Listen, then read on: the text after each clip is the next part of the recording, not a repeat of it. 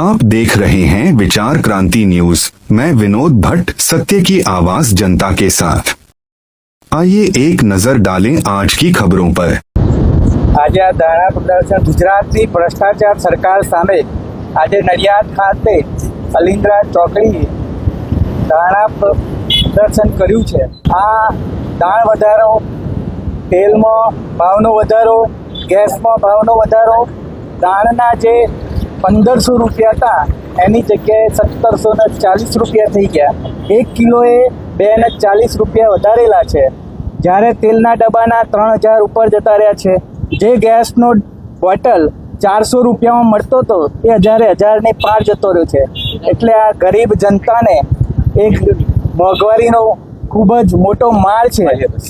આ જે ભાજપ સરકારે છે એ ખેડૂતો, મધ્યમ વર્ગના જે લોકો છે એ દરેક ઉપર મોંઘવારીનો એટલો માર માર્યો છે। મોંઘવારીએ મજા મૂકેલી છે। આજે એ નિમિત્તે આજે નડિયાદ ખાતે અલિંદ્રા મુકામે આ ધરણા પ્રદર્શન રાખેલું છે। સમગ્ર ગુજરાતની અંદર ભારતીય જનતા પાર્ટીના કુશાસન સામે, આ ગુજરાતમાં વધતી જતી મોંઘવારી સામે, ગુજરાતમાં વધતા જતા ભ્રષ્ટાચાર સામે, ગુજરાતમાં વધતી જતી ગુનાખોરી સામે આજે ખેડા જિલ્લાના નડિયાદ તાલુકામાં આડીનાર મુકામે ધરણા પ્રદર્શન રાખ્યું છે। સમગ્ર જનતા ગુજરાતની આજે ત્રાહિમામ પોકારી રહી છે।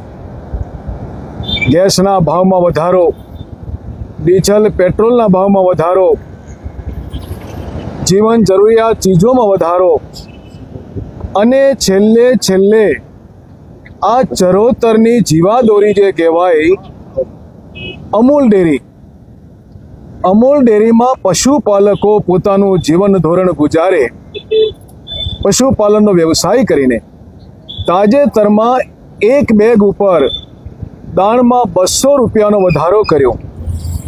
આ બધાની સામે કોંગ્રેસ પરિવાર, કોંગ્રેસ તાલુકા જિલ્લા સમિતિ એ વિરોધ દર્શાવે છે, આક્રોશ વ્યક્ત કરે છે કે જેની ઉપર ખેતી ઉપર જે લોકો નભે છે, પશુપાલન ઉપર જે લોકો નભે છે અને આટલો બધો તમે મોંઘવારીનો માર મારો, પડતા ઉપર પાટું તમે મારો, ખેડૂત કેવી રીતે જીવશે? પશુપાલક કેવી રીતે જીવશે? તાજેતરમાં ડીઝલના ભાવમાં વધારો થયો, ખેડૂતોને સિઝન આવી, ખેતી કામ કરવાના દિવસો આવ્યા, ડીઝલ મળે નહીં તો ખેડૂત ખેતી કેવી રીતે કરશે? એક બાજુ આપણે કહીએ છીએ કે જગતનો તાત ખેડૂત, જગત આખાને જીવાડતો ખેડૂત, અનાજ, શાકભાજી, દૂધ આખા દેશમાં પૂરું પાડે અને ખેડૂતને તમે લાત મારો છો, ખેડૂતનું તમે ગળું દબાવો છો। તાજેતરમાં કેટલાક ખેડૂતોએ વિરોધ કર્યો।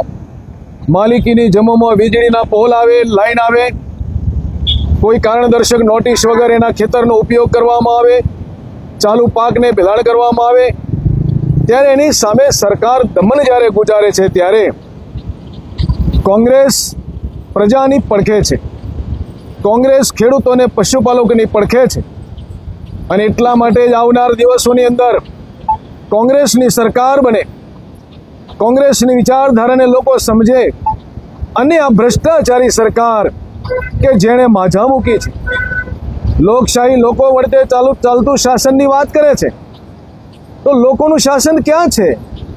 લોકશાહીમાં લોકોનું, પ્રજાનું સ્થાન ક્યાં છે? લોકશાહીનું મૂલ્યોનું જ્યારે હનન થઈ રહ્યું હોય, લોકશાહીનું જ્યારે ખૂન થઈ રહ્યું હોય, બેકારી અને ગરીબી જ્યારે વધી રહી હોય ને આટલી બધી મોંઘવારી જ્યારે વધી રહી હોય ત્યારે મોંઘવારીને વિરોધમાં અમારું આંદોલન છે અને આવનાર દિવસોની અંદર સમગ્ર ગુજરાતના ગામે ગામ અમારું આંદોલન ચાલુ રહેશે।